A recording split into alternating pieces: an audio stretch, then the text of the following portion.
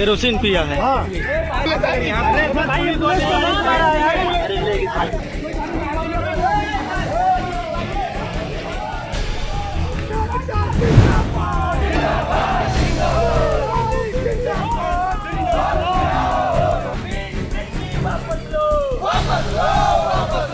इस वक्त मैं प्रयागराज ज़िले में मौजूद हूँ और इलाहाबादी यूनिवर्सिटी बहुत पुरानी यूनिवर्सिटी है। वहाँ पर फीस वृद्धि के विरोध में छात्र 15 दिनों से लगातार धरने पर बैठे हैं। कई छात्रों की तबीयत खराब हो गई है, उन्हें बेली अस्पताल में एडमिट भी कराया गया है। कल एक छात्र ने आत्मदाह करने की कोशिश की थी, जिसके बाद कुल 15 लोगों के खिलाफ पुलिस ने मुकदमा पंजीकृत किया है छात्रों के खिलाफ।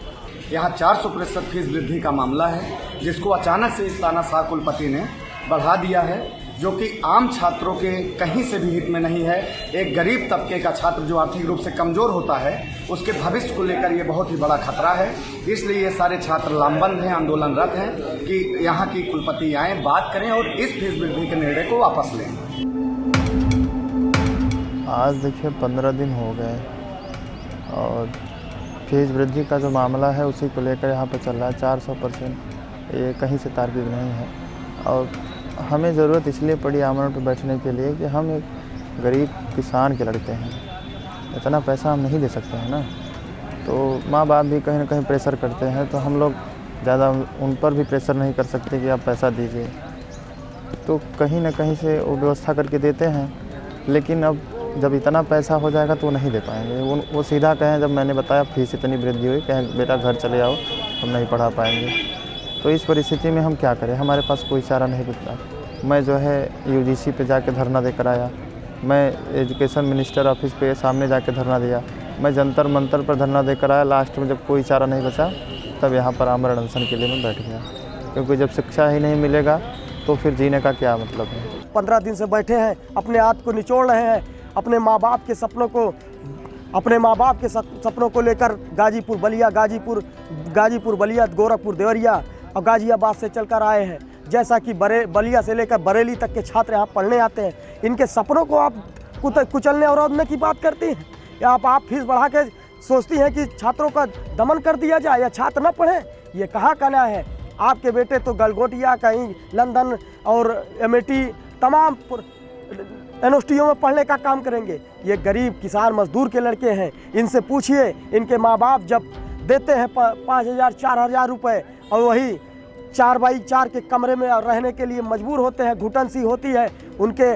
और जब लाइट कट जाती है 4 घंटा 5 घंटा, आप तो परमानेंट AC में रह रहे हैं, आपके बच्चे AC में रह रहे हैं। इनके दुर्दशा, इनके हालातों से पूछिए कि अपने हालातों को कैसे गुजारते हैं, कैसे ये रोटी बेलते हैं, कैसे खाना बनाते हैं। और वही 3,000 कमरे का किराया देते हैं, 2,000 जो बचता है उसी में अपना 1 महीने का जीवन यापन करते हैं कि अपना तेल भी लेना है, साबुन भी लेना है, सब्जी भी लेना है, मसाला भी लेना है।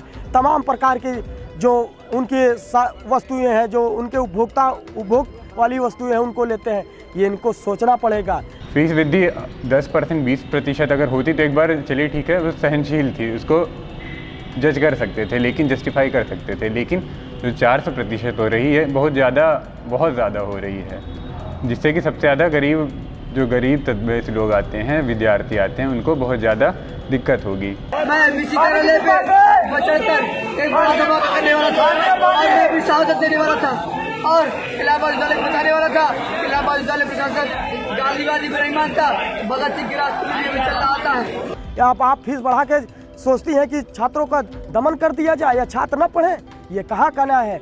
या तो फीस वृद्धि वापस ही होगी या अपने प्राण ही त्यागेंगे।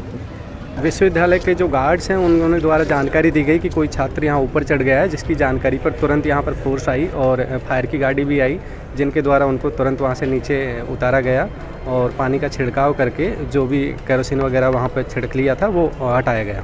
उनको हॉस्पिटलाइज, पेट्रोल भी छिड़का था, तेल। हाँ 2-3 छात्रों ने इस तरह केरोसिन वाला वो करने का कोशिश कर रहे थे, उनको रोका गया और ये फायर की गाड़ी के द्वारा उनको रोका गया और बाद में उनको बातचीत के माध्यम से समझाया गया। आगे देखिए इनसे बातचीत की गई है और विश्वविद्यालय प्रशासन से संवाद कराने के लिए प्रयास किया जा रहा है।